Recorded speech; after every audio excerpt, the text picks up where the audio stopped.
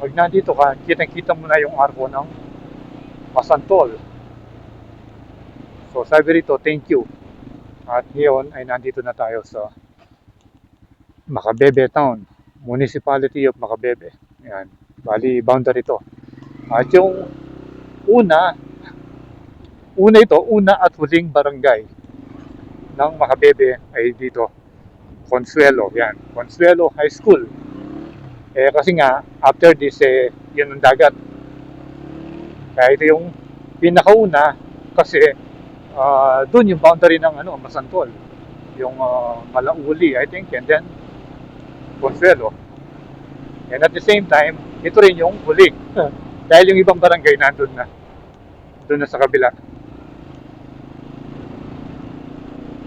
Yan. So for today's video ay pupuntahan natin yung ginagawa nilang mga flood control projects dito sa dulo ng daan na yan. Malapit doon sa pinaka-coastal kung saan magmi-meet yung tubig tabang at saka yung tubig alat. Yan, bali pinakadulo ng Pampanga River, which is nasa side natin. Ayan, no? So kung mapapansin nyo, ang lakas ng alon ngayon. Pero karga muna tayong gas. May nakita tayo. Nakabuti na lang.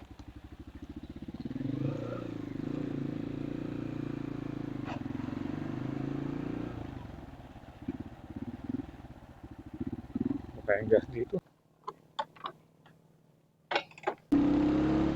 Kung mapapansin nyo, dito sa lugar na to, medyo konti na rin yung mga kabahayan.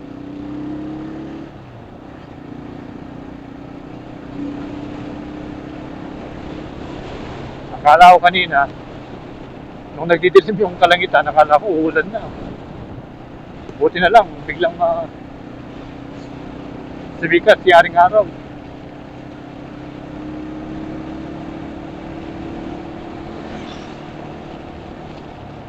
At saka tingnan din natin yung rito. Meron silang ginawang tulay dito na magko-cross dun sa kabilang side. Gawa sa kawayan. Bali lang, footbridge.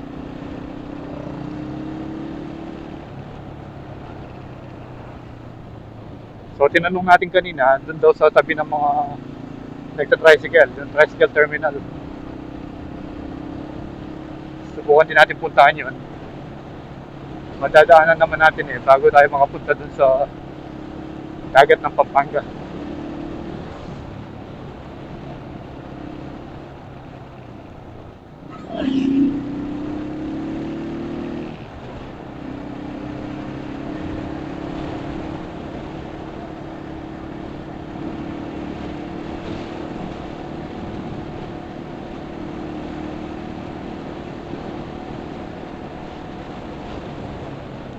Tingnan natin yung mga nagkabitak-bitak na kalsada rito kung ni-repair na ba.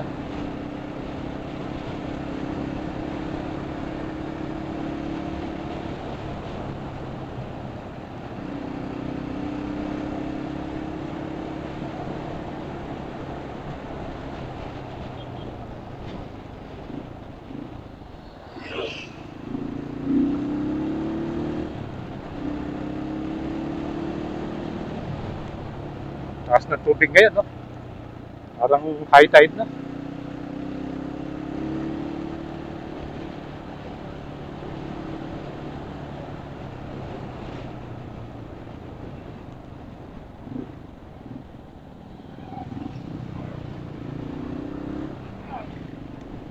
Yun, no? Mataas na yung level ng tubig.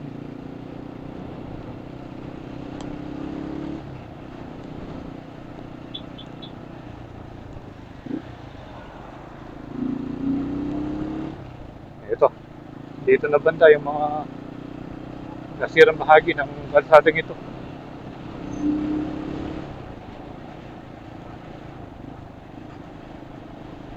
Ito, hindi pa rin nagagawa. Ito yung unang makikita nating nasira. And then, dito, yun, no? Yung sa kabila, yung dun, no? Yung sa may, papuntang Tarik Suliman. Yung pinuntahan natin dati. Konting-konti na lang yung natira doon sa may bandang dulo. Ayun, parang natanong natin yung ano, yung tulay na kawayan. Ayun, no?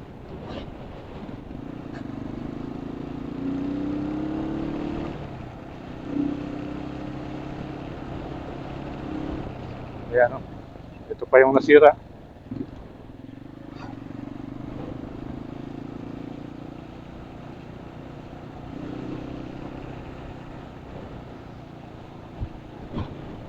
Lakas ng hangin. Ayun. Yan yung tulay. Pag dito ka pala, oh, visible na. Ayan, no? Mahaba rin pala, oh.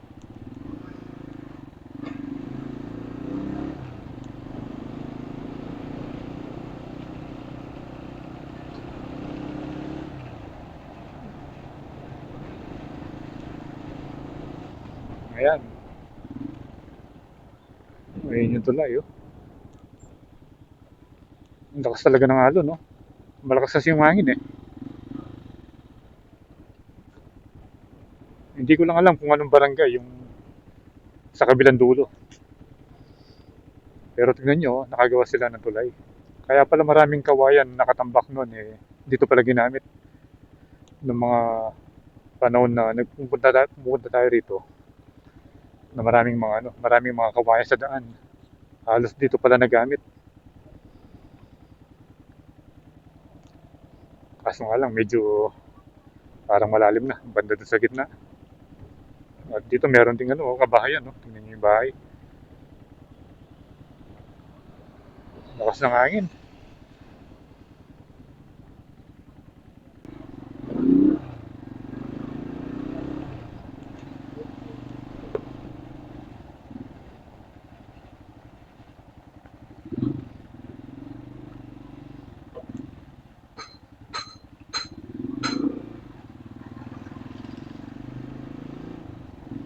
Dito sa terminal, dito yung entrance.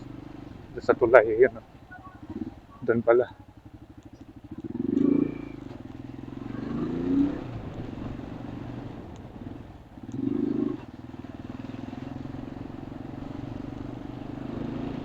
Dito meron din floodgate. Oops, saan nanggaling yun? Yun, know, may pasahero. Diretso muna tayo doon sa may pinakadulo. At dito, marami ka rin makikita mga boat maker. Kagaya niya, no? Mga fiberglass.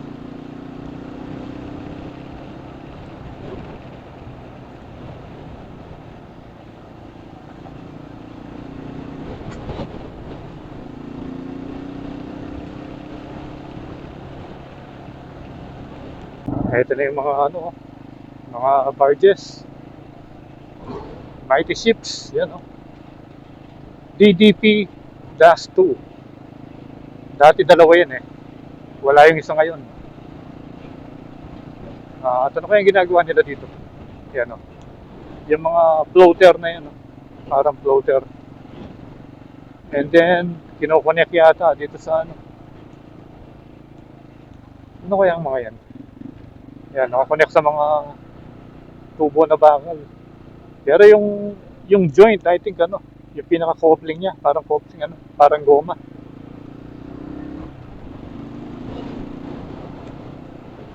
Yan, dito parang bagong gawa ito. Oh.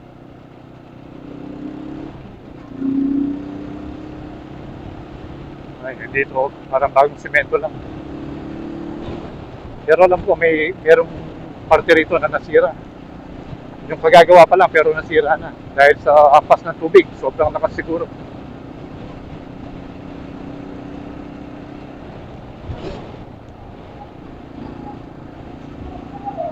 Yun, eto, ginawa na. Bagong gawa yun. Ayan, no? Wow.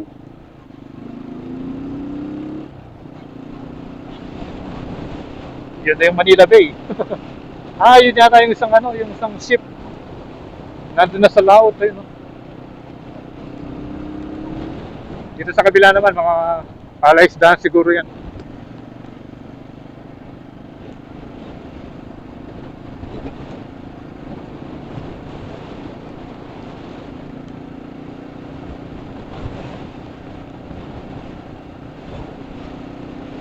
Yun.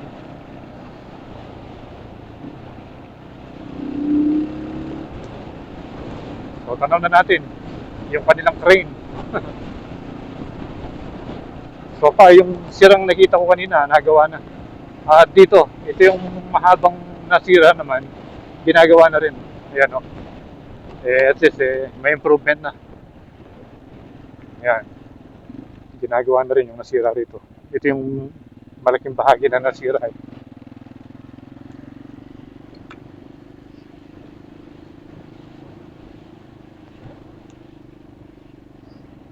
So ito yung latest update ngayon. Ito yung nasirang sinasabi ko. At least, naumpisahan na dun. Yun, no? Ito, last time, ito yung ginagawa nila ngayon, tapos na. Tingnan nyo, bagong lagay pa lang itong para mga box na yan.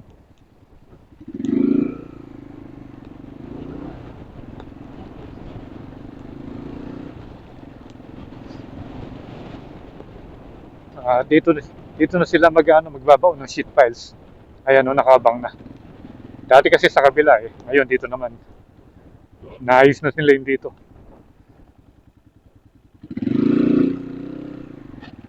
Haba ng mga sheet piles. Sakas talaga ng no? Parang nagwa-wild yung yung tubig. Oh, diretso na yan, Manila Bay na yun doon. Bali yung Pampanga River, banda pa doon.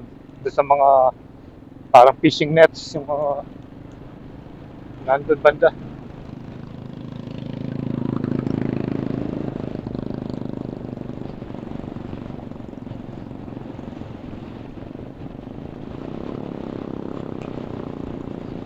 Doon, break time na yata. May nagtitinda ng ito, merienda.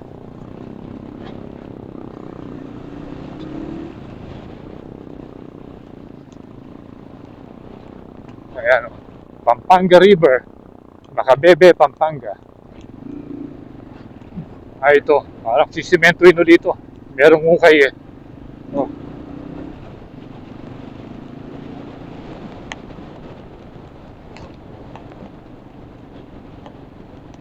Ito yung malaking bahagi na tinambakan. Yan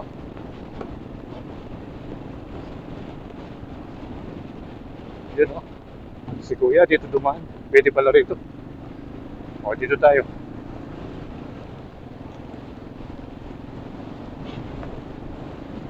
Lakas ng hangin.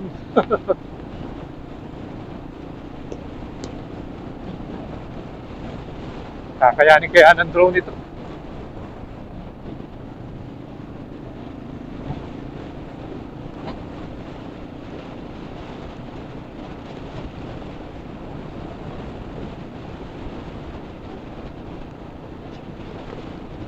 At meron din mga nagpipiknik dito. Ayan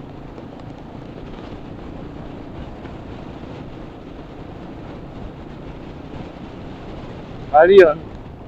Bali, opisina na yun. At parang extension office. Ayan. So, hanggang dito na lang tayo.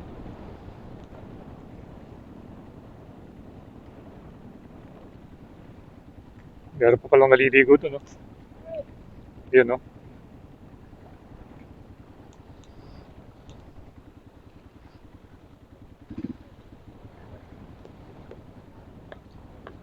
Lapit tayong konti.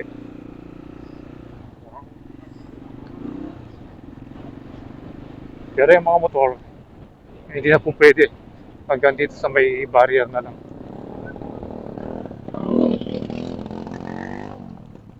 Yun, Lakas talaga ng alon.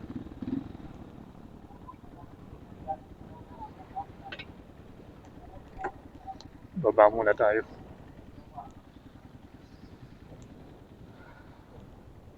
Ito yung mga bagong gawang sinasabi ko. So yung flood control dito sa side na to, halos tapos na.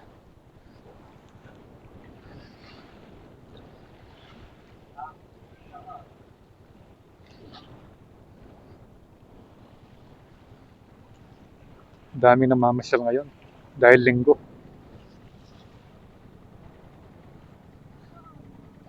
So yun, yung mga nagsiswimming doon, makikita nyo kung gaano nakalalim. At least may idea tayo. Hindi pa sila lumulubog hanggang doon sa area yun. Yan, so ito yung update ngayon dito sa dagat ng Pampanga. Sa Barangay Consuelo. Nagawa na yung mga ano rito. Yung pinaka ano, parang hindi naman bike lane. O bike lane siguro ito. Yan.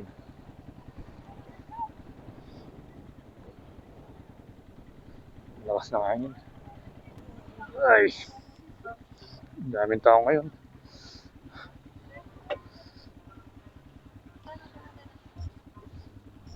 Kaya lang, sobrang lakas ng hangin. Pag dito ka, visible yung, ano, yung cross ng ano, Mount Samat.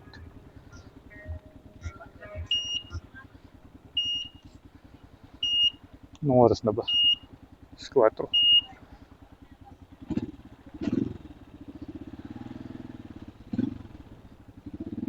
4 o'clock na.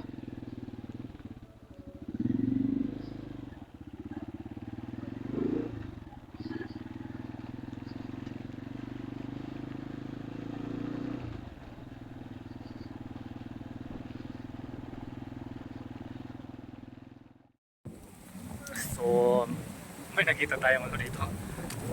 Kawayan. Ayan o. Ito lang yung spot na medyo malilim. At sobrang lakas pa rin ng hangin. So, negative tayo makapagpalipad dito. Mga mamaya machembuan yun. Sa dagat pupulutin. So, at least nakita natin yung pagbabago dito sa mga ginagawa flood control project dito sa may Consuelo. So, yung kulang na lang bali dito, ito yung flooring. Bali, sisementoin na lang yung nasirang parte na kadugtong nito yun yung ginagawa nila. Pero dito alas tapos na.